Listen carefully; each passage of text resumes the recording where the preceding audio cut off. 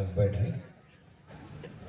ಈಗ ಇಲ್ಲಿ ತನಕ ಮಕ್ಕಳದು ಹಾಡು, ಪ್ರವಚನ, ಪ್ರಭುಲಿಂಗ ಲೀಲೆ, ಯೋಗಾಂಗ ತ್ರಿವಿಧಿ, ಬಸವ ಸ್ತೋತ್ರ ತ್ರಿವಿಧಿ, ಹಲವಾರು ರೀತಿಯಿಂದ ನಿಮ್ಮೆದುರು ಅವರು ಸಾದರಪಡಿಸಿದ್ದಾರೆ. ನಾವು ಬೀದರ್ನಲ್ಲಿ ಒಂದು ವಿಶಿಷ್ಟವಾದಂಥ ಅನುಭವ ಮಂಟಪ ಸಂಸ್ಕೃತಿ ವಿದ್ಯಾಲಯವನ್ನು ತೆಗೆದಿದ್ದೀವಿ. ಮತ್ತು ಇವ್ರು ಯಾರು ಬರೀ ಇದೇ ಮಾಡ್ತಾರಂತ ತಿಳ್ಕೊಬೇಡ್ರಿ. ಇವ್ರು 98, 97, 95, 90 ಮೇಲೆ ಎಲ್ಲರೂ ಅಂಕಗಳು ತಗೊಳ್ಳೋರು ಅದಾರ ಅನ್ನೋದು ನೀವೆಲ್ಲ ಅರ್ಥ ಮಾಡ್ಕೋಬೇಕು.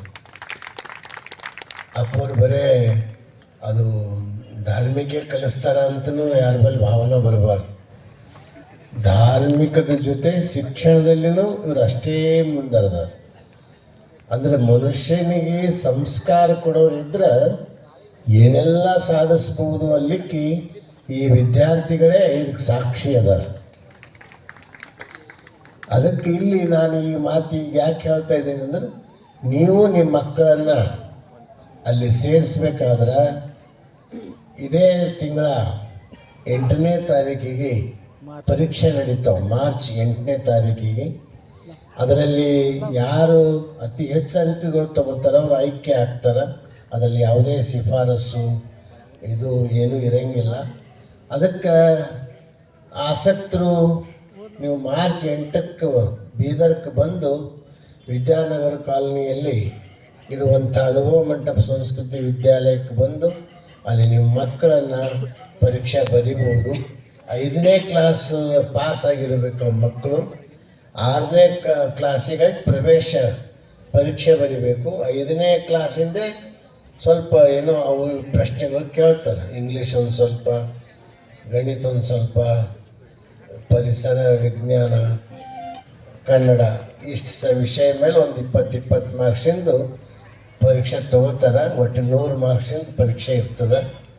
ಅದಕ್ಕೆ ತಮ್ಗೆ ಯಾರಿಗಾದರೂ ಇಲ್ಲಿ ಸೇರಿಸ್ಬೇಕು ಅನ್ನೋ ಇಚ್ಛೆ ಇದ್ದರೆ ಇಲ್ಲಿ ಊಟ, ವಸತಿ, ಶಿಕ್ಷಣ ಎಲ್ಲನೂ ಉಚಿತವಾಗದ.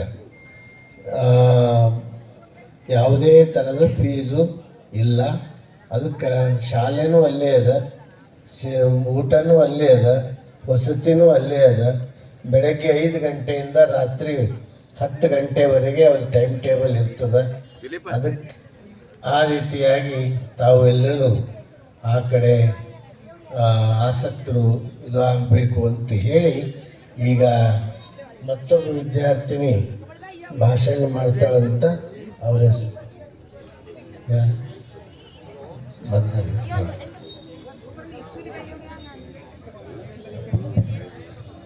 ಪೂಜ್ಯ ಸರಿಯಾಗಿ ತಾವು ತಮ್ಮ ಮಕ್ಕಳಿಗೆ, ತಮ್ಮ ಮಕ್ಕಳಿಲ್ಲ ಅಂದ್ರೆ ತಮ್ಮ ಪರಿಚಯದ ಮಕ್ಕಳಿಗೆ, ತಮ್ಮ ನೆಂಟರ ಮಕ್ಕಳಿಗೆ ಆ ಒಂದು ಪರೀಕ್ಷೆಗೆ ತಾವು ಕಳಿಸ್ಕೊಡ್ಬೇಕು.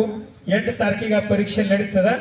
ಆ ಪರೀಕ್ಷೆಯಲ್ಲಿ ಯಾರು ಹೆಚ್ಚು ಅಂಕವನ್ನು ಪಡ್ತಾರೆ ಅಂತ ಕೇವಲ 20 ಮಕ್ಕಳಿಗೆ ಅಷ್ಟೇ ಆಯ್ಕೆ ಮಾಡಿ ಮುಂದೆ ಅವರಿಗೆ 6ನೇ ತರಗತಿಗೆ ಪ್ರವೇಶವನ್ನ ನೀಡಲಾಗ್ತದೆ. ಈ ಒಂದು ವಿಷಯ ತಮ್ಮೆಲ್ಲರ ಗಮನಕ್ಕೆ ತರುತ್ತೇನೆ. ಈಗ ಶ್ರಾವಣಿ ಅವರು ಒಂದು ವಚನ ಗಾಯನವನ್ನ ಮಾಡ್ತಾರೆ.